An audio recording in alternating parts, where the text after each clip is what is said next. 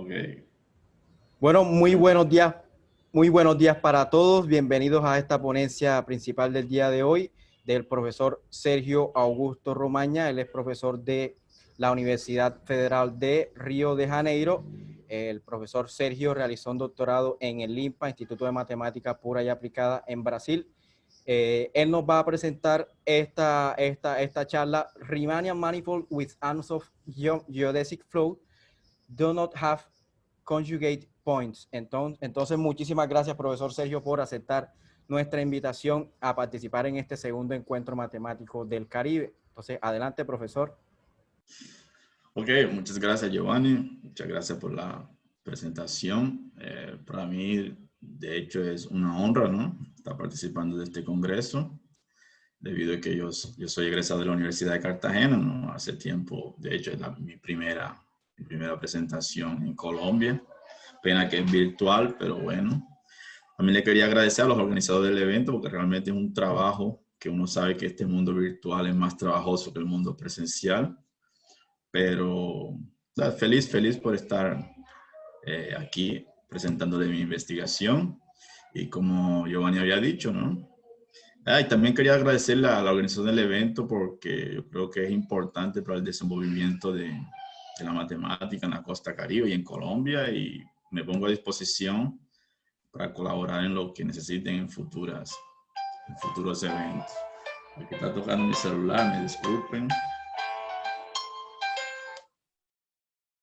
Me olvidó ponerlo en mudo. Ok, entonces comencemos. Yo voy a hablarles de un problema que para mí es bastante interesante, espero que para ustedes también sea. Sé que es sobre variedades riemannianas que presentan, no tienen puntos conjugados. Yo voy a decirle más o menos qué es eso, ¿no? Ese trabajo es un trabajo en conjunto con Italo Melo, donde recientemente, hace 2 semanas, colocamos en el archive el resultado, que él prueba de forma positiva una conjetura que fue dada por Magné en el año 87, se quedó en abierto por más o menos 3 décadas, y la idea es pasarle las informaciones necesarias para que ustedes tengan una noción de qué es lo que se pasa en este mundo, ¿ok? Entonces, nosotros necesitamos trabajar con una variedad riemanniana. Esa variedad riemanniana no es nada más que una variedad que tiene una forma de medir distancia, ¿no? O una forma lineal definida positiva en el fibrado tangente unitario, en el fibrado tangente, ¿no? Vamos a denotar el SM, que es el fibrado tangente unitario, que son los vectores tangente que tienen tamaño 1, ¿ok? Y nuestro objetivo de estudio, nuestro objeto de estudio es exactamente un flujo especial que vive sobre la variedad, que es dada por caminar sobre geodésicas. ¿Qué son geodésicas? Dado una vez que uno tiene una métrica riemanniana, una norma en el tangente, ¿no? Claramente uno se pregunta cuáles son las curvas que minimizan la distancia en esa variedad. Entonces esas curvas existen, son muchas y son llamadas geodésicas. ¿Ok? Entonces siempre que nosotros tengamos una posición inicial X, un vector tangente B, va a existir una única geodésica que tiene aquella posición inicial y aquella velocidad inicial.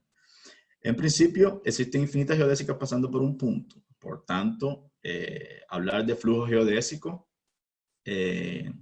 no tiene sentido en la variedad. ¿Por qué? Porque como uno quiere que sea un flujo, los flujos tienen la propiedad de que órbitas no se intersectan. Pero como todo punto tiene infinitas geodésicas que pasan por él, entonces siempre existen infinitas intersecciones de órbita.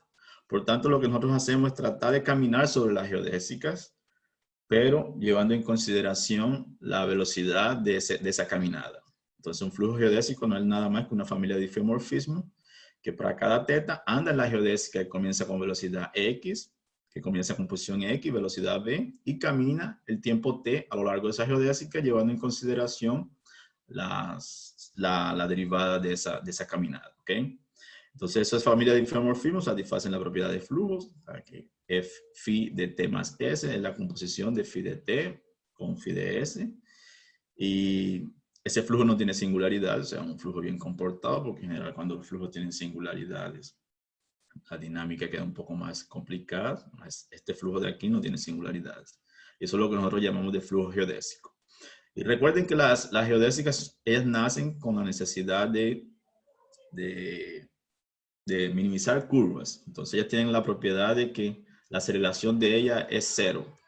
Entonces, ella, si comienza con una velocidad 1, permanece con velocidad 1. Si comienza con velocidad 2, permanece con velocidad 2. Y entonces ella preserva las velocidades. Por tanto, ese flujo geodésico yo lo coloqué en SM, pero él vive en el fibrado tangente completo, que es denotado, será denotado después como TM, y él preserva los fibrados esféricos, preserva esferas. Entonces, de ahora en adelante, cuando hable de flujo geodésico, voy a hablar simplemente de flujo geodésico sobre el fibrado tangente unitario SM. ¿Ok? Muy bien, entonces el objeto de estudio de esta presentación, de esta charla, es estudiar los flujos geodésicos que tienen una propiedad bien particular, que son la propiedad de hiperbolicidad. Yo voy a enunciar que esa propiedad y después trato de explicarle más o menos cómo funciona. Entonces nosotros vamos a decir que un flujo geodésico es hiperbólico si cuando uno mire el fibrado tangente de ella, del fibrado tangente unitario, él se descompone en tres direcciones especiales. La primera dirección, que es la dimensión del centro, ¿no? Es la dirección del flujo, esa de aquí. Y esas dos direcciones extremales, que se llaman dirección estable y dirección inestable, tienen dos propiedades fundamentales. La primera es que ellas sean invariantes, o sea, cuando tú le aplicas la diferencial del flujo, él va a parar en el mismo fibrado. Estable va para estable, inestable va para inestable por la diferencial del flujo. Y la segunda propiedad, que es la más importante, es que de cierta forma en aquellos fibrados uno tiene contracción uniforme exponencial para el futuro en el estable y tiene contracción uniforme exponencial pero pasado en el inestable. ¿Ok? Entonces eso es lo que nosotros llamamos de un flujo geodésico hiperbólico o flujo geodésico anoso. Parece una definición un poco artificial, mas si ustedes recuerdan un poco, ¿no? Si consideran matrices que tienen autovalores mayor que 1 y menor que 1, y consideran los autoespacios asociados a aquellos autovalores, ¿no? Claramente cuando tú iteras la matriz en la dirección del espacio que tiene autovalores menor que 1, los vectores se contraen y en el otro se expanden. Entonces la noción de hiperbolicidad no es la noción de hiperbolicidad no es una condición muy extraña, él aparece naturalmente cuando, por ejemplo, clasificamos sistemas de ecuaciones diferenciales lineales, por ejemplo. ¿Ok? Entonces, aquí un poco diferente sobre el flujo, más moralmente es la misma cosa. O sea, para hacer un dibujo, más o menos para explicar lo que pasa, tiene el espacio estable y tiene el espacio inestable. Entonces, siempre comienza con dos vectores que ellos tienen el mismo tamaño. Cuando le aplica la diferencial, en la dirección estable se contrae, en la dirección inestable se expande. Y ahí no coloqué la dirección del flujo, más en la dirección del flujo es una isometría, porque básicamente los vectores siempre tienen el mismo tamaño cuando le aplicas el flujo geodésico o la derivada del flujo geodésico. ¿Okay? Es un dibujo más o menos para decirle cómo es que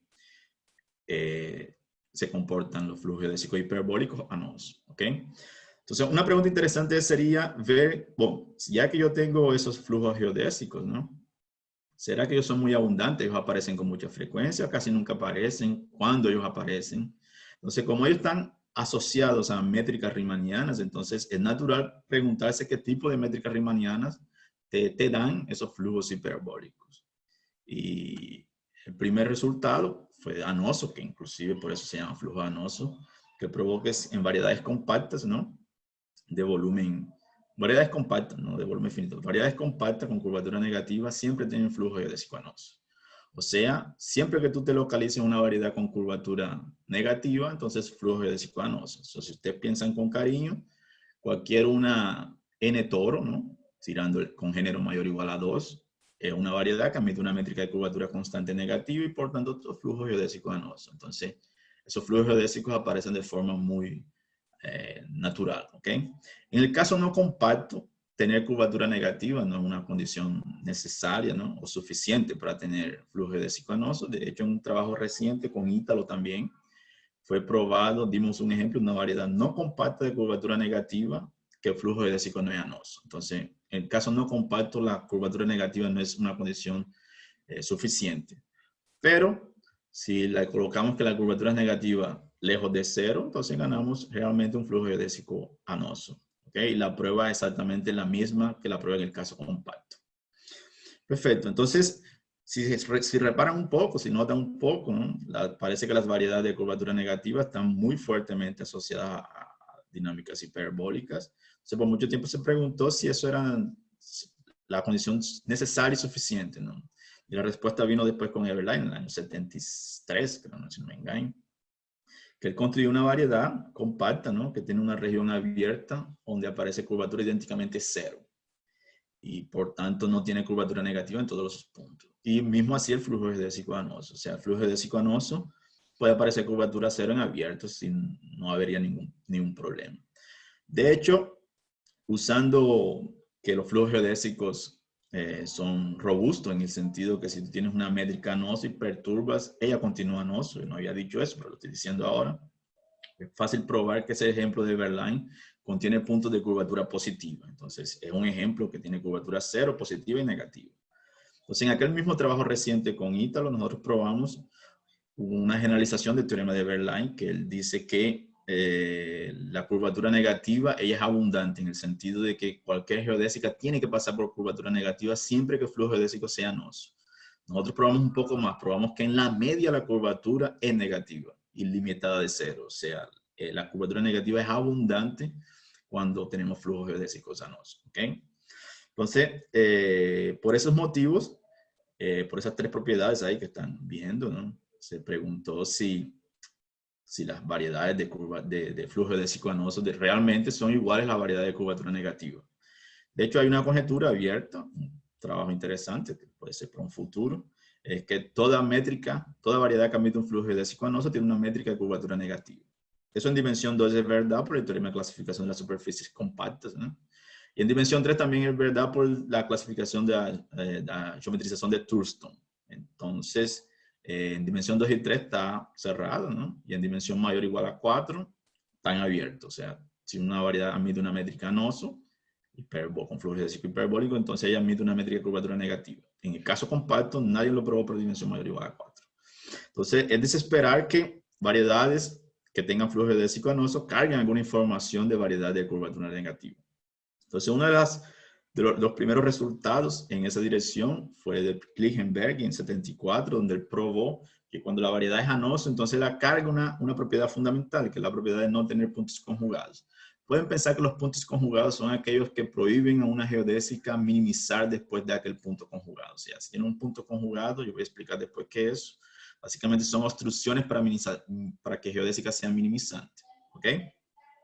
Y él probó otras cosas, pero voy a concentrarme en esa propiedad fundamental, que es la propiedad de no tener puntos conjugados. Después, en el año 87, 15 años después, 15 años, no 13, y ya no se ni suma, apareció Magné, que generalizó de forma muy bonita, en un lindo paper, que lo vamos a hablar varias veces, diciendo que si la variedad no es compacta, pero ya tiene volumen finito, entonces vale el mismo teorema de Klingenberg. ¿Okay? Eso fue en el año 87. En ese mismo paper, Magné afirmó lo siguiente: si tiene una variedad cualquiera con curvatura limitada por abajo, entonces la variedad no tiene puntos conjugados. Y claro, con flujo geodésico anoso. Siendo que poco tiempo después descubrieron que la prueba de Magné estaba equivocada en el caso de volumen infinito. De hecho, él hizo dos pruebas. Le hizo una prueba en el caso de volumen finito, que funcionó, y hizo una prueba también en el caso general, que se mostró equivocada en el caso de volumen infinito.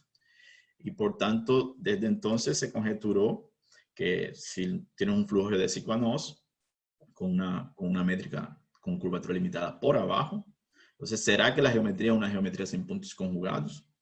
¿Y por qué que esa conjetura es importante? Esa conjetura es importante exactamente porque, un ejemplo, pues, para que ustedes entiendan, ¿no? Del lado derecho tenemos superficies que no tienen puntos conjugados, variedades que no tienen puntos conjugados.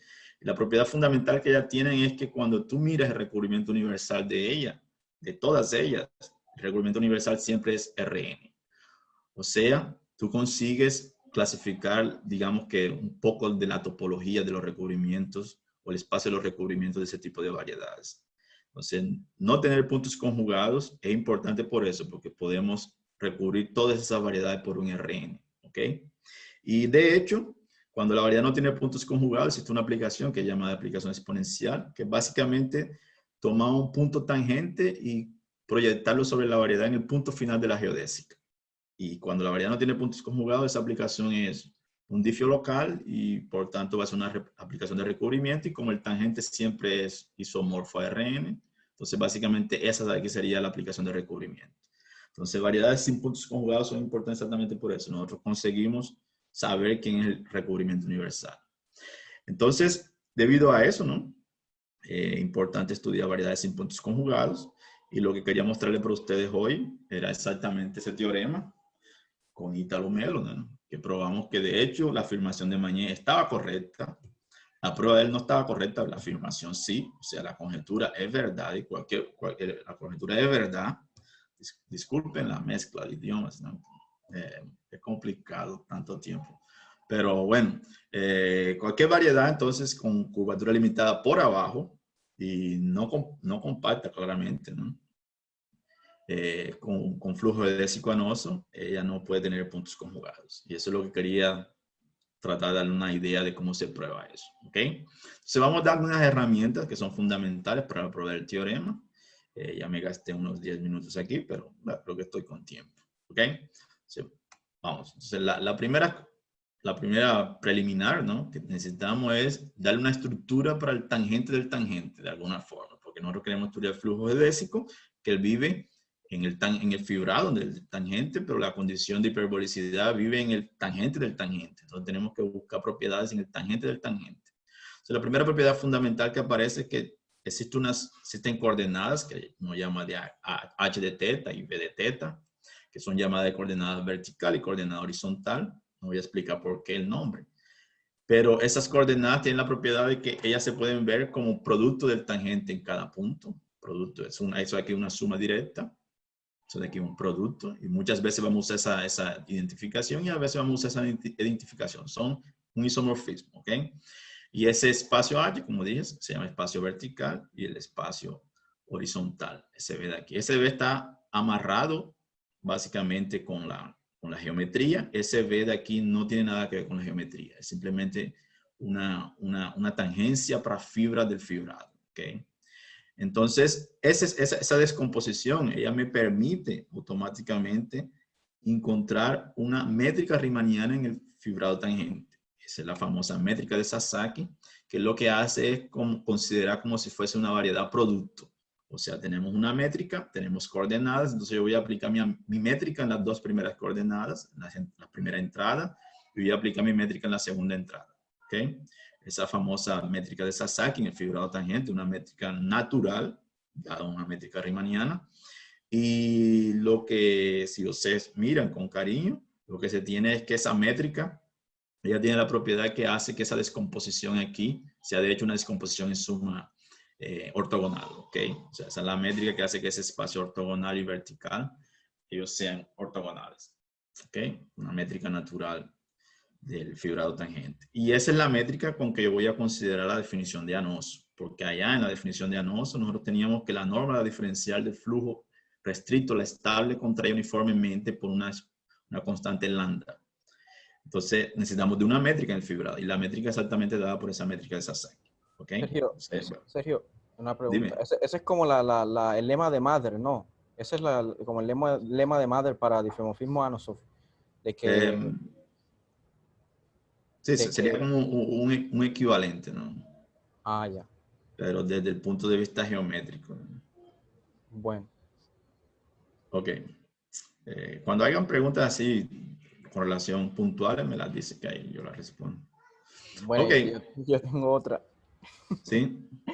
¿Qué es lo que pasa con el subespacio que estaba en el centro? Yo sé que alguna vez yo lo he visto, pero lamentablemente mi El memoria es... espacio, el espacio del centro es la verdad, la derivada del flujo. Yo no lo digo. Ya, El sí, ya. campo que genera el flujo, ¿no? Tienes la órbita, lo derivas con relación al tiempo y lo aplicas en tiempo igual cero. Entonces esa derivada del flujo te da el campo, te da un campo que llamamos de campo geodésico. Ya, listo. Okay. Gracias, Ese es profesor. lo que uno llama de órbita central, ¿no? Y ahí el flujo actúa como una isometría, entonces por eso ni lo miro. Ya. Ahí nunca va a Ya, haber listo. contracción ni expansión. Sí, tú lo mencionaste, Buena disculpa ahí. pregunta, se me olvidó haber dicho eso. Si me pasa alguna cosa ahí, me dice. Todo bien, todo bien. Ok, entonces vamos a ver cómo se comporta el flujo, cuál es el comportamiento del flujo geodésico. Entonces existen subespacios especiales, ¿no? Como Giovanni había dicho ahora, ¿no? La dirección del flujo es una dirección que ya básicamente el flujo actúa como una isometría, no hay expansión ni contracción, cosas de tamaño 2 se quedan de tamaño 2. Si yo me intereso en el complementar de la dirección del flujo. Entonces, ¿qué voy a hacer? Yo voy a considerar para cada vector, el tangente, voy a considerar el espacio normal a la dirección de la geodésica, ¿ok? Que voy a llamar de n de teta. Entonces, lo que pasa es una propiedad bien interesante que cuando tú le aplicas la diferencial del flujo al producto de esos normales, queda invariante por el flujo, por la derivada del flujo geodésico. O sea, yo había hecho un dibujito, no sé si va a dar para mostrarlo aquí rapidito. No, mejor no, porque me puedo atrasar. Pero básicamente uno tiene la dirección del flujo, tiene el normal a la dirección del flujo, Sergio, y la derivada se comporta, Sergio, si deja puedes presentar, si nos extendemos unos 10 minuticos, no hay inconveniente con eso. Puedes presentar los dibujos también. Todo bien, todo bien. Entonces, deja ver si lo encuentro aquí rapidito. Creo bueno. que le estaba por aquí. Que yo lo hice en la primera versión y después en la segunda versión se me fue.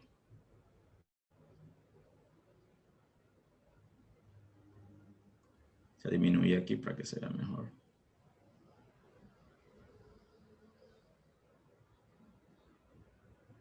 Ese dibujo que le quería mostrar, ¿no? Tiene ese G de ahí me confundí, es phi de teta, que es la dirección del flujo, ¿no? Aquí uno tiene el ortogonal a él con la métrica de Sasaki. Entonces la diferencial del flujo, él no mira ese campo porque aquí actúa como isometría. Entonces él lleva ese campo en él mismo, ¿no? Y lo más interesante es que ese fibrado, que es el fibrado ortogonal al flujo, él es mandado en él mismo por la diferencial del flujo. O sea, es como si fuese una acción de la diferencial sobre ese fibrado. Y eso de ahí parece inocente, más importante. ¿Por qué? Porque uno se va a concentrar ahora en estudiar esos fibrados aquí, ese fibrado ortogonal al flujo, y toda la información que nosotros busquemos del flujo geodésico, esa información va a estar concentrada en ese fibrado ST. ¿Ok? Entonces, por eso es que digamos que esa ecuación es importante. Entonces, regresemos para acá. Entonces, tenemos ese fibrados invariantes, ¿no? Y por tanto, ahora tenemos que ver cómo hacemos para que el flujo geodésico mire la geometría. El flujo geodésico, él nace de la geometría, pero él no regresó para ella, para tirar informaciones de ella. Entonces hay una fórmula muy bonita que aparece en un libro de Pattern 9, no sé si fue el que la hizo, aparece allá, que dice que la verdad, cuando tú le aplicas la derivada al flujo geodésico en cualquier vector, mirando coordenadas horizontal o vertical o producto, tú puedes ver eso como simplemente una descomposición en un campo a lo largo de la geodésica con su derivada. Siempre que comiences ortogonal, ¿ok? Siempre que estás ortogonal, la derivada del flujo se puede ver de esa forma. ¿Y por qué que eso es importante? Porque esos campos de aquí son nada más que campos de Jacobi asociados a la geodésica que comenzaste. ¿Qué es un campo de Jacobi? Un campo de Jacobi no es nada más que un campo a lo largo de la geodésica que satisface esa linda ecuación diferencial que se llama la ecuación diferencial de Jacobi, y ese R de aquí representaría el tensor de curvatura de mi métrica riemanniana. La métrica riemanniana automáticamente va a tener una conexión que es derivada de campos sobre campos, y esa conexión va a tener un tensor de curvatura. Digamos que es la función de curvatura de mi variedad. Entonces, esa fórmula es importante porque era muy... Solo un minuto, dime. Yo quiero ser papá Sala. Espera ahí que papi está haciendo una palestra, ya voy. Debe dar 30 minutos. No voy a dar ni un minuto. Espera ahí, pessoal, que un inconveniente técnico aquí. No se preocupe, Sergio, no se preocupe.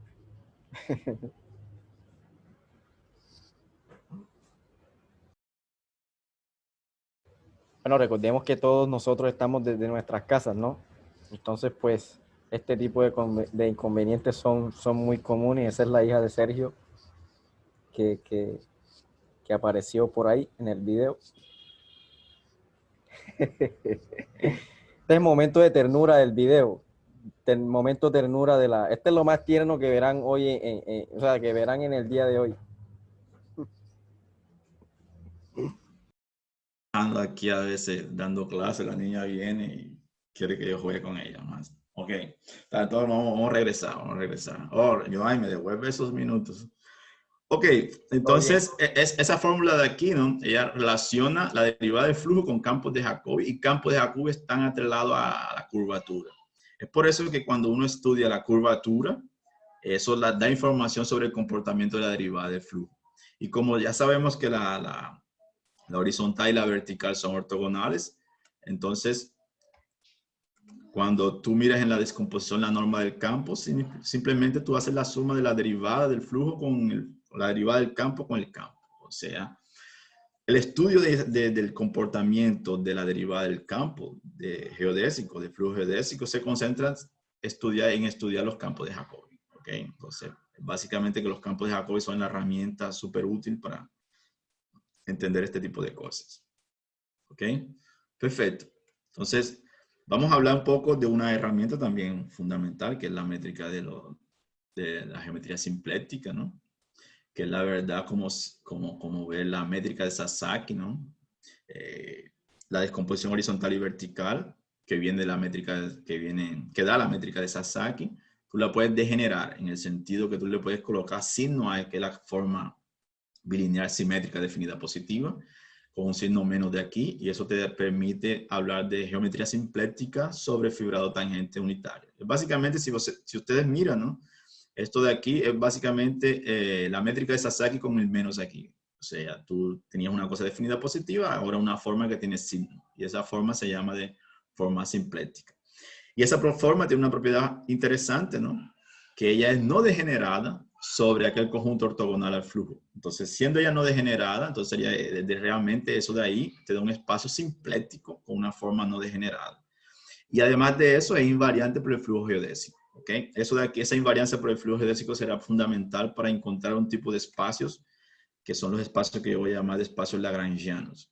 ¿Qué sería un espacio lagrangiano? Entonces, observen que nosotros estamos con el fibrado tangente unitario. El fibrado tangente tiene dimensión 2n. El fibrado tangente unitario tiene dimensión 2n-1. Entonces, cuando yo le quito la dirección del flujo, disminuyo de nuevo una dimensión. Entonces, ese espacio de aquí tiene dimensión 2n-2.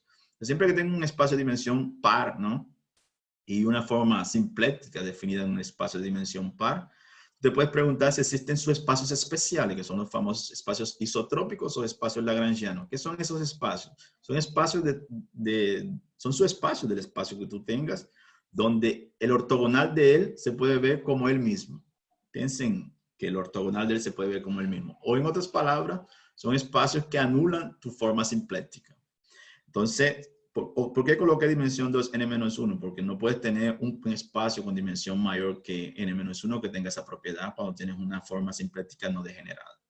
Entonces, los espacios lagrangianos son básicamente los subespacios de mayor dimensión que te anulan la forma simplética. ¿Ok? Muy bien. Entonces, ¿por qué esos espacios lagrangianos son importantes? Esos espacios, primero, disculpen, no había dicho que un espacio lagrangiano es invariante por el flujo cuando tú lo derivas, ¿no? Y él queda en el mismo espacio. O sea, el espacio depende de un parámetro θ en la variedad. Cuando tú lo derivas, él va a parar en otro espacio. Ese espacio hace parte de la misma familia. Eso es lo que se llama un lagrangiano invariante. Entonces, ¿por qué esos lagrangianos son invariantes? Porque siempre que tú tengas un lagrangiano que no intersecta el espacio vertical, por lo menos en un intervalito, ¿no? Intervalito bien pequeño. Entonces tú tienes la propiedad que él puede ser obtenido como un gráfico de una función, ¿no? O sea, si tiene un espacio aquí que no intersecta el vertical, o sea, intersecta solamente en el cero, entonces eso de aquí se puede ver como un gráfico del horizontal para el vertical. En este caso lo estamos viendo como el normal al normal, ¿no? Y esa aplicación de aquí es una aplicación simétrica. No coloqué aquí, pero ella es simétrica, es una matriz. Pueden ver que es como si fuese una matriz. Y ella satisface una ecuación fundamental, que es la ecuación de Riccati, donde ese R de aquí es la matriz de tensor de curvatura. ¿Okay? Entonces, siempre que no tengamos intersección con el vertical para espacios lagrangianos, encontramos matrices simétricas cuyos gráficos representan, te dan aquel lagrangiano, y además de eso satisface esa ecuación aquí, que es una ecuación de Riccati, que es una, digamos que es fundamental para todo lo que vamos a hacer. ¿Ok? Perfecto. Siendo que, imagina que tú tienes un lagrangiano. Si él no tiene intersección con el vertical, entonces tú tienes esa propiedad bonita aquí. Lo puedes encontrar como un gráfico. El problema es que, ¿por qué esos puntos de no intersección con el vertical son tan abundantes que tú puedes encontrar un intervalo? Y ahí es donde comienza la mágica de Magné. Para que no se acuerda o para que nunca escuchó, Magné fue un profesor de Limpa que murió joven con 45, 47 años, que hizo contribuciones sorprendentes para los sistemas dinámicos aquí en Brasil y en el mundo, de hecho. Entonces, lo que Magné probó es que esa propiedad de tu interceptar vertical para un lagrangiano, ella poco aparece. La verdad, el conjunto de los parámetros de tiempo, ¿no? Donde tú interceptas el vertical de forma no trivial, es un conjunto discreto. O sea, es un conjunto enumerable, o sea, poca cosa. Siempre que estás en un parámetro, digamos que intercepta el vertical, te mueves un poquito para adelante, un poquito para atrás y ya saliste de esa condición. O sea, localmente, para un abierto y denso, ¿no? Para complementar de un enumerable, tú tienes siempre la propiedad que tú puedes ver el lagrangiano como si fuese un gráfico satisfaciendo la ecuación de Riccati. Esa propiedad es fundamental, ¿ok? Muy bien. Entonces, ¿por qué esos fibrados lagrangianos son importantes? Esos fibrados lagrangianos son importantes exactamente porque ellos aparecen naturalmente cuando tenemos dinámicas hiperbólicas. O sea, siempre que tenemos un flujo geodésico anoso y miramos el espacio estable y miramos el espacio inestable, entonces esos espacios son subespacios lagrangianos y son invariantes por definición porque ellos nacen invariantes. Entonces son espacios naturales de la geometría de tipo anoso que naturalmente cargan una geometría simplética y de hecho más todavía son subespacios lagrangianos. Es básicamente porque la forma de simplética ella es invariante por el flujo y en el espacio estable nosotros contraemos. Entonces, si ella es invariante y tú contraes, entonces ella converge para cero en el futuro aquí. Y si tú miras este de aquí para el pasado y como ella es invariante, converge para cero en el pasado. Entonces, básicamente tú estás anulando la forma. Básicamente por eso esos dos espacios son lagrangianos. ¿Ok? Entonces, los espacios lagrangianos son una herramienta fundamental para nuestro estudio y afortunadamente el espacio estable y el espacio inestable, ellos cargan esa información lagrangiana. ¿Ok? Entonces, como nuestro objetivo de la charla es mostrar que variedades anosas no tienen puntos conjugados, más todavía no sabemos qué es variedad sin puntos conjugados. Entonces, la definición formal de puntos conjugados es la siguiente. Dados dos puntos en la variedad, ¿no? Decimos que ellos son conjugados si existe una geodésica que los conecta y algún campo de Jacobi que se anulan en el inicio y se anulan en el final. ¿Ok? Eso significa que dos puntos son conjugados. Entonces, decir que una variedad no tiene puntos conjugados es decir que ningún par de puntos son conjugados por ninguna geodésica. O sea, no son conectados por una geodésica y no existe un campo de Jacobi que se anula en el inicio y se anula en el final. Eso parece una definición bien extraña. Pero como había dicho, siempre que tú tienes dos puntos conjugados, P y Q, P y Q, y existe un campo de Jacobi que se anula en el inicio y se anula en el final, entonces lo que pasa es que esa geodésica después de ahí nunca minimiza la distancia. Puedes ver entonces como que un obstáculo, ¿no? Para no minimizar la distancia, o tú puedes ver eso como si fuese una singularidad de la exponencial. Piensa en una esfera redondita de centro 0 y radio 1, ¿ok? Entonces siempre que tú estás en el polo norte y miras el polo sur, una vez que tú colocas un meridiano y pasaste del polo sur, ya tú dejaste de minimizar porque tú puedes irte del otro lado y tú tienes una geodésica que realmente minimiza la distancia. Entonces los puntos conjugados son obstrucciones para geodésicas minimizar después de ahí, ¿ok? Muy bien, entonces, ¿qué tiene que ver los puntos conjugados con lagrangianos? Eso tiene todo que ver, ¿por qué? Porque hay otro lema de Magné, lindo, un teorema sensacional, que básicamente conecta lagrangianos con puntos conjugados. Es un teorema clave, ¿no? Ese teorema dice exactamente lo siguiente. Si tú tienes un lagrangiano que no intercepta vertical cuando tú le aplicas la diferencial del flujo, entonces, en aquel intervalo donde tú tienes esa propiedad, esa geodésica no puede tener puntos conjugados. Y digamos que ese lema es la clave para conectar lagrangianos con puntos conjugados. Entonces, el teorema de Magné dice cómo tú relacionas lagrangianos con puntos conjugados. ¿Ok? Perfecto. El problema es que esos puntos conjugados, la intersección con el vertical de lagrangiano, ellas pueden aparecer. ¿Por qué no aparecen? En principio, si nunca aparecen en un intervalo, no tenemos puntos conjugados, pero ellas pueden aparecer. Entonces, si ellas aparecen, ¿qué hacemos con ellas? Entonces, Nipper en 2002, que fue donde anunciaron que la prueba, hicieron una prueba formal, ¿no? Hicieron un libro hablando sobre esas cosas, ¿no? Probó que cuando la variedad tiene curvatura limitada por abajo y el espacio estable intersecta el vertical, entonces tú siempre ganas puntos conjugados. Más no, tú no ganas puntos conjugados de cualquier forma. Te encuentras un intervalo uniforme en toda la variedad donde tienen que aparecer los puntos conjugados. Aquí aparece un sigma y aquí aparece -1 cuando tú miras el estable. Y ese sigma es uniforme, solamente depende de la limitación por abajo de la curvatura. Ese teorema aquí solamente funciona si la curvatura fuera limitada por abajo, ¿ok? Entonces, si la curvatura es limitada por abajo, siempre tenemos un intervalo uniforme que cuando intersecta el vertical, la geodésica asociada siempre tiene puntos conjugados, o sea, tiene un campo de Jacobi que se anula en 2 puntos dentro de aquel intervalo. La misma cosa vale para el inestable, siendo que mirando tiempo negativo, o sea, para atrás, ¿ok? Perfecto. Entonces, ¿por qué ese lema aquí quería mostrarlo para ustedes? Porque Magné probó este lema, o hizo este lema, siendo que él colocó en lugar de 0, en lugar de -1, él colocó 0. Entonces, él dice la misma cosa, siendo que cuando intersecta el vertical, tiene puntos conjugados en 0 sigma. Y ahí fue donde él se equivocó. ¿Por qué? Porque decir que tiene puntos conjugados en 0 sigma, ¿no? Significa que todo el argumento de él funciona, siendo que él no permite retroceder en los puntos conjugados. Y ahí era donde estaba equivocado, porque existen ejemplos donde tú puedes retroceder en los puntos conjugados. Y en ese punto, toda la prueba que él hizo, ¿no?, del teorema estaba equivocada. Entonces, este lema de aquí, digamos que muestra de alguna forma, ¿no?, que la prueba de Magné estaba equivocada, exactamente porque puede aparecer puntos conjugados en la parte negativa del intervalo. ¿Ok? Sergio, una pregunta por aquí de Giovanni Soto, que ese valor sigma depende del valor de la cota inferior de la curvatura. Eso, solamente depende de la cota inferior de la curvatura, solamente. No depende de más nada, solamente de la cota inferior de la curvatura. Listo. ¿Ok? Listo. Muy bien, entonces tenemos ese lema de aquí, ¿no?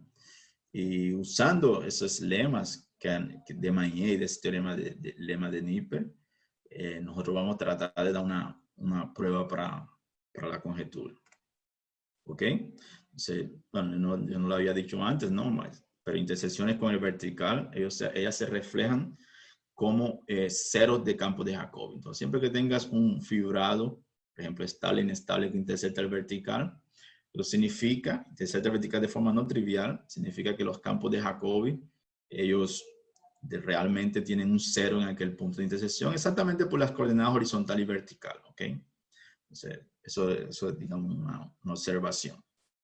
Entonces, ¿qué es lo que nosotros vamos a hacer para evitar ese problema? Ya que los puntos de intersecciones con el vertical son los que dan problema, porque son los que hacen aparecer los puntos conjugados. Entonces, yo voy a estudiar el conjunto de puntos que tienen intersección con que el estable tiene intersección con el vertical, estable e inestable, ¿ok? Entonces, nuestro objetivo es mostrar que esos conjuntos son realmente nada. Entonces, si nosotros mostramos de alguna forma que cuando la variedad tiene curvatura limitada por abajo, entonces ese conjunto es vacío, ambos.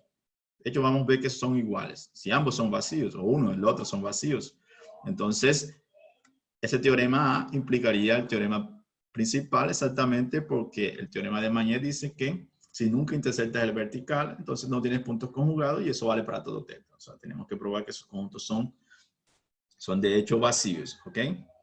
Entonces, vamos a ver un poco de topología que uno aprende en la graduación, ¿no? Me acordé del profesor Chicha, que es profesor de topología, ¿no?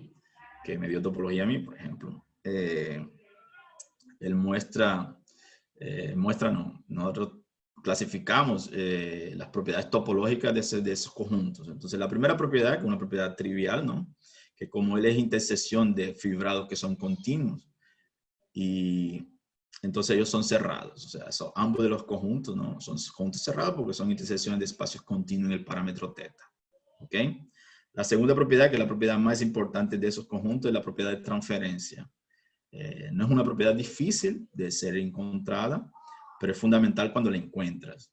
Y esa propiedad de transferencia dice que tú puedes hacer un jueguito, ¿no? Entre los conjuntos malos yo no hablé más, esos conjuntos los llamamos de conjuntos malos especiales, porque ellos son malos, mas a la vez son especiales porque permiten entender el problema. Entonces, esa propiedad de transferencia dice que siempre que tú encuentras un punto malo, ¿no? Luego después, o luego antes, existe un punto malo para el índice U. Si tú lo encuentras para S, encuentras uno para U a una distancia uniformemente limitada, donde ese sigma de aquí es sigma del lema de Nipper. O sea, los conjuntos malos cuando le aparecen a los pares. Ellos aparecen como parejas, ¿no? Si aparece uno malo para uno, aparece uno malo para el otro. Esa es la propiedad que uno lo va a llamar de propiedad de transferencia, que será fundamental, ¿ok? Entonces, para estudiar nuestro teorema A, vamos a considerar dos conjuntos especiales, ¿no? Vamos a reducir mi problema para dos conjuntos especiales, que son los conjuntos malos para adelante y los conjuntos malos para atrás. ¿Qué son esos? Son básicamente, los conjuntos malos para adelante son asociados al espacio inestable, ¿no? Son aquellos que cuando tú miras para adelante aparece un malo para adelante para el BU. Y los conjuntos malos inestables son que cuando tú miras para atrás aparece un conjunto malo para atrás para el BS, ¿ok? Entonces, ¿por qué yo estoy colocando más para el BU y menos para el BS? Simplemente porque el BU, uno sabe que para adelante los vectores aumentan de tamaño. Entonces, yo quiero controlar para adelante. Y en BS los vectores aumentan de tamaño para atrás. Entonces, yo quiero controlar para atrás, ¿ok? Entonces, sabemos que esos conjuntos sí aparecen, ¿no? Existen. Pero lo que Mañé dice es que esos tiempos son discretos. Entonces, si esos tiempos son discretos, entonces yo puedo definir el primer tiempo de intersección para adelante para cada teta y el primer tiempo de intersección para atrás para cada teta. Entonces, el teorema de Mañé dice que esos puntos de tiempo son discretos y por tanto existe mínimo, ¿no? Como son discretos, existe ese mínimo. Y para atrás, como son discretos, existe el máximo. O sea, el máximo negativo y el mínimo positivo. ¿Ok? Entonces, el alma de la prueba de esa conjetura es básicamente el siguiente lema, que es un lema que la prueba es un poco extensa, ¿no? Yo voy a decirle más o menos lo que significa, que es el corazón de la prueba, que dice básicamente que tú puedes controlar uniforme localmente esos tiempos de primera aparición de conjuntos malos inestables, o sea, los BU, y también va a haber un análogo para el BS. Entonces, ¿qué dice el teorema? Siempre que tengas un punto que no es malo para el estable, ¿no? Si tú encuentras una vecindad compacta y una constante que solamente depende de teta positiva, tal que siempre que tú tengas un punto que se quedó malo para frente, ¿no? Para BU, entonces este tiempo es controlado por dos números, el máximo entre 1 y dos constantes, ρ más logaritmo de LS de teta, que ya consta solamente de teta. Ese ρ de aquí solamente depende de la curvatura. Y ese lambda de aquí solamente depende de la constante de contracción del flujo, de la definición. La definición dice que la derivada contrae exponencialmente lambda elevado a t en el estable. Entonces, solamente depende de la definición del flujo. ¿Ok?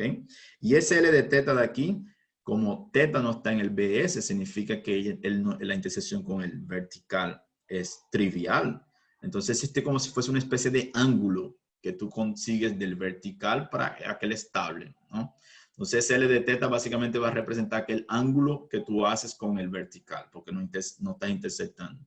Y lo más bonito del teorema, del lema, es que esa limitación aquí depende de teta, pero tú limitas cualquier uno que esté dentro de la vecindad y que aparezca malo en el futuro inestable.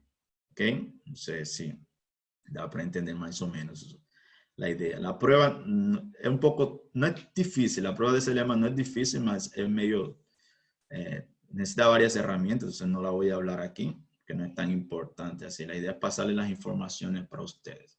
¿Ok? Entonces, lo que ese lema nos está diciendo es que tú puedes controlar el tiempo para adelante, ¿no? Y análogamente, tú tienes el control del tiempo para atrás. ¿Ok? So, tienes que el primer tiempo negativo donde tú interceptas el estable malo, él es bien controlado uniformemente en una vecindad para todo teta. ¿Ok?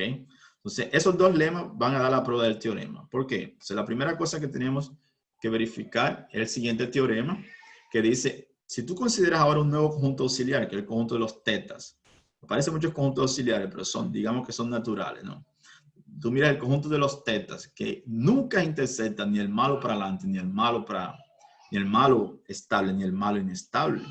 Entonces, lo que tenemos que probar para probar que el BS y el BU son vacíos, es la verdad que ese conjunto de aquí, él es abierto, topología, él es abierto, él es cerrado, topología, él es abierto, topología, y él es no vacío. Entonces, nosotros aprendemos en topología general que siempre que tienes un conjunto que es abierto, cerrado y no vacío dentro de una variedad conexa, entonces ese conjunto debería ser toda la variedad. Entonces, si nosotros probamos el teorema, eso implicaría que el lambda S y el lambda U, que son los puntos que nunca intersectan los malos, ¿no? Te da toda la variedad. Entonces, si ese conjunto es toda la variedad, entonces el complementar de él es vacío. Y el complementar de él está asociado exactamente con los conjuntos malos estables, los conjuntos malos inestables. Entonces, lo que nosotros tenemos aquí es que, de hecho, los malos estables y los malos inestables son vacíos y por tanto tendríamos el teorema A, que implica el teorema principal. Entonces, nuestro objetivo es probar simplemente que ese conjunto lambda S y lambda U son abiertos y cerrados y no vacíos. Entonces, yo creo que nos va a dar tiempo de decir. Entonces, la abertura, ¿cómo se hace la cerradura? Que ese conjunto es cerrado. Ese conjunto es cerrado simplemente porque siempre que tengas un elemento ahí, cuando tú lo intersectas con el vertical, él va a dar vacío. Entonces, ¿qué dice el teorema de Green? Siempre que tengas intersección vacía con el vertical, entonces tú tienes la descripción de esos fibrados como siendo un gráfico, y esos gráficos de una matriz, y esa matriz simétrica satisface la ecuación de Riccati. Entonces, el propio Green probó que cuando tienes una ecuación de Riccati de esta forma, ¿no? Y esa curvatura de aquí es limitada por abajo, entonces las soluciones son uniformemente limitadas para todo tiempo exactamente por la raíz cuadrada de menos el ínfimo de la curvatura. Entonces, si ustedes piensan que eso de aquí es como si fuese una medida de ángulo del vertical con el estable, por ejemplo, entonces está diciendo que esa medida de ángulo siempre queda lejos de cero. Entonces significa que ese ángulo no puede se aproximar del vertical, porque si no el ángulo sería, recuerden, la tangente del ángulo, como los espacios son ortogonales, se quedaría tangente de pi sobre 2, que explota para infinito. Entonces aquí no, aquí queda uniformemente limitada, entonces esos espacios quedan lejos del fibrado vertical y por tanto eso da que el conjunto es cerrado, porque no se puede aproximar del vertical, ¿ok? Entonces ese conjunto es cerrado. Esa prueba ya la había hecho Mayen. Yo solo la reproducí, la acomodé, pero ya estaba dada por Mayen. ¿Ok? Entonces, nuestra contribución es probar que de hecho es abierto aquel conjunto. ¿Ok? Y para mostrar que es abierto, entonces reparen de nuevo que la propiedad de transferencia me dice que esos conjuntos lambda S y lambda U, ellos son iguales. ¿Por qué? Porque los complementares de ellos están asociados con los conjuntos BS y el conjunto BU. Nosotros sabemos que la propiedad de transferencia me dice que si tenemos un BS malo, entonces te da un BU malo, o te da un elemento en BU. Entonces los complementares de lambda S y lambda U son iguales. Entonces, por tanto, ellos también tenían que ser iguales. Por eso, para probar la abertura, ¿no? Nosotros tenemos que probar simplemente que el complementario de esos conjuntos son cerrados. Y ahí es donde vamos a usar el lema principal 1 y el lema principal 2.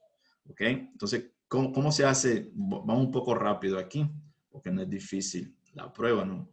Lo que tenemos que ver simplemente que tenemos una secuencia de converge, entonces el límite está dentro del conjunto que uno quiere, ¿no? Si un elemento está en ese conjunto, eso significa que existe un tiempo malo, BU, ¿ok? Entonces nosotros podemos, por la propiedad de transferencia, o por la propiedad twist, ¿no? Nosotros podemos suponer que en el inicio nunca somos ni malos para uno ni malos para el otro. Caso seamos, andamos en el tiempo y salimos del lugar malo, ¿ok? Y también podemos suponer, como tenemos la vecindad del lema principal 1 y del lema principal 2, que a partir de un tiempo grande, esos θ n todos entran en la vecindad buena para θ, tanto para el estable, tanto para el inestable. Entonces, tenemos dos casos. El primer caso es que esos tiempos sean positivos para muchos tiempos. Entonces, ellos son positivos para muchos tiempos. Entonces, lo que pasa es que el primer tiempo positivo existe, ¿no? Porque es el tiempo está aquí. Entonces, yo tengo definido el primer tiempo. Entonces, el primer tiempo existe. Entonces, por el lema principal 1, nosotros tenemos que esa secuencia de tiempos converge porque ella queda uniformemente limitada por aquellas constantes que son, déjame ver si regreso aquí rapidito, son esas constantes de aquí. Entonces tú tienes una secuencia que es limitada, son de números positivos y limitados, entonces tienes una subsecuencia que converge. Es puro análisis 1. ¿Ok? Entonces tiene una secuencia que converge y esa secuencia que converge, como nosotros probamos que esos conjuntos son cerrados, entonces el límite va a tener que estar en el complementario. Entonces, probar ese caso no es difícil. El caso más complicado es probar que aparecen infinitos índices negativos, ¿no? Y con seguridad finitos positivos o ni un positivo. Entonces, en este caso, nosotros usamos la propiedad de transferencia nuevamente para pasarle la información. Recuerden que es un malo BU. Entonces, nosotros vamos a usar esa propiedad para pasarle a un malo BS para un tiempo próximo. ¿Ok? Entonces, ¿yo qué hago? Bueno, yo voy a concentrarme en esos tiempos malos TN tilde, ¿no? Entonces, esos tiempos, ellos son malos para BS. Entonces, yo voy a definir un nuevo parámetro, ¿no? Si esos tiempos son positivos, yo me quedo con ellos. Y si esos tiempos son negativos, yo miro el máximo de ellos negativo, que sería ese T menos S de teta n, ¿ok? Entonces, en este caso, como tú tienes que los ceros aparecen uniformemente limitados por 1 más sigma, y esos de aquí también son limitados. Entonces, es fácil ver que esa secuencia Rn, la nueva secuencia de tiempos, ella es limitada entre dos constantes que solamente dependen de teta, no dependen de teta n. Entonces, de nuevo, pasando una subsecuencia, tú ves que ese elemento converge y por la propiedad de ser cerrado, entonces en el límite también tú tienes un elemento en BS y de nuevo por la propiedad de transferencia ese elemento es pasado para BU. Entonces BU tiene un elemento que está allí, por tanto está en el complementario. ¿Okay? Entonces eso probaría que el conjunto es cerrado. Se la prueba que es abierto, no sé si Giovanni me deja terminar. Prueba que no vacío. Claro. Giovanni, ¿me deja terminar? Ok. Sí, claro, todavía Entonces, falta tiempo. ok, entonces la prueba de que no vacío, ella es ya un poco más técnica, ¿no? Pero ahí, y exactamente allí, es el único momento donde entra la no compacidad de la variedad. ¿Ok? Entonces, ¿qué hacemos? Nosotros tenemos una variedad no compacta. Entonces, cuando tenemos una variedad no compacta, existen regiones que son ilimitadas. Si tú pegas secuencias de puntos que van para el infinito y los conectas por geodésica y después aplica límite en geodésica, ¿no? Entonces, el límite de geodésica siempre da geodésica. Entonces, en este caso, ese límite de geodésica va a tener una propiedad importante, que es la llamada propiedad de línea o un rayo.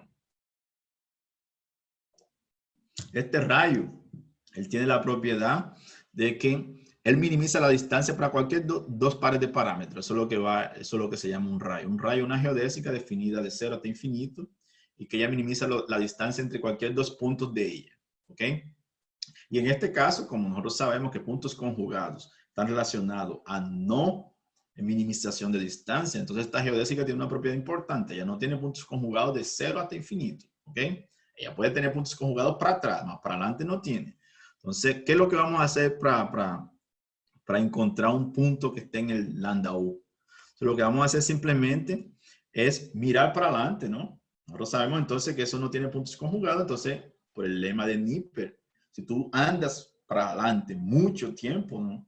Nunca van a aparecer ni un elemento en BS ni en BU, porque si aparecen, entonces aparecen puntos conjugados. Ya sabemos que no tenemos. Entonces, para adelante nunca estamos ni en BS ni en BU. ¿Ok? Entonces, ¿cómo matamos, cómo obtenemos la existencia de geodésicas sin puntos conjugados? Es simplemente mirando la ecuación del L de U en aquel lema principal 2, que vale básicamente, no voy a hacer la cuenta aquí, que cuando tú tienes esa propiedad, que el BS, el BU, para el phi de teta de t, phi de t de teta no está en BU para todo tiempo positivo, ¿no? Para adelante nunca apareció puntos conjugados. Si la curvatura es limitada por abajo, entonces aquel ángulo puede ser controlado uniformemente para todo tiempo. Y ese es una propiedad súper importante. O sea, para todo tiempo tú controlas ese ángulo que el inestable hace con el vertical, siempre lo controlas y lo controlas para todo tiempo. Te puedes mover el tiempo hasta infinito y siempre lo controlas por la misma constante. ¿Okay? Y eso de aquí mata nuestro resultado. ¿Por qué? Porque eso muestra entonces que cualquier tiempo que aparezca estable malo, él es uniformemente controlado y no depende de teta y no depende del tiempo. O sea, ese es el máximo elemento que aparece, él es bien controlado. Y para que tengan una idea, más o menos, yo hice otro gráfico de lo que está pasando. Lo que hago es, aquí cojo el teta Yo voy para adelante un teta 1 bien grande, de tal forma que la distancia de teta 1, de T1 hasta 1 más sigma, sea mayor que aquel máximo que yo conseguí. Entonces tú sabes que para adelante nunca tienes elementos malos S y también no tienes elementos malos U. Entonces tú miras para atrás.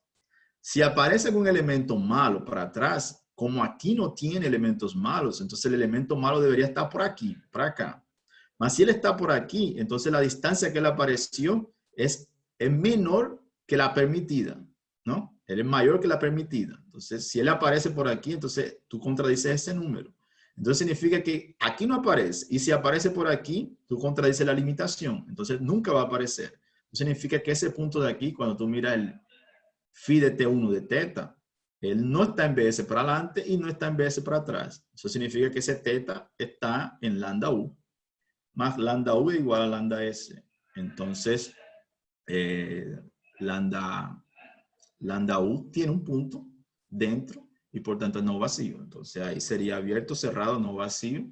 Y eso implicaría el teorema B, que implica el teorema A, que implica el teorema principal. O sea, la prueba no es difícil, ya simplemente es un juego de damas. No voy a decir que es un juego de ajedrez, porque ajedrez es más difícil todavía. Es un juego de damas. Solo ajustar los parámetros y hacer las cuentas apropiadas para que todo funcione.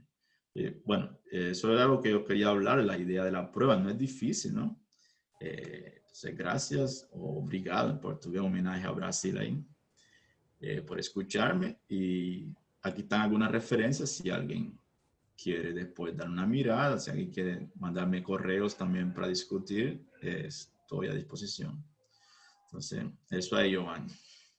Muchísimas gracias, profesor. No diga de que no es difícil para ustedes, fácil.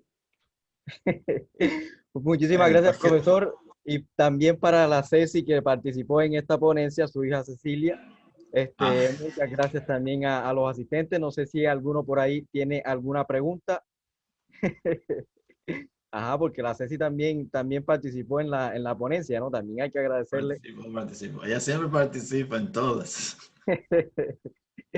Bueno, Sergio, yo tengo entonces una pregunta. Es bien para atrás, ¿no? Y pues es de pronto no tanto como que de los resultados que está presentando. Me pareció muy interesante lo que utilizaste para mostrar el último teorema, para mostrar de que es todo completo, el conjunto entonces es abierto y cerrado y no vacío.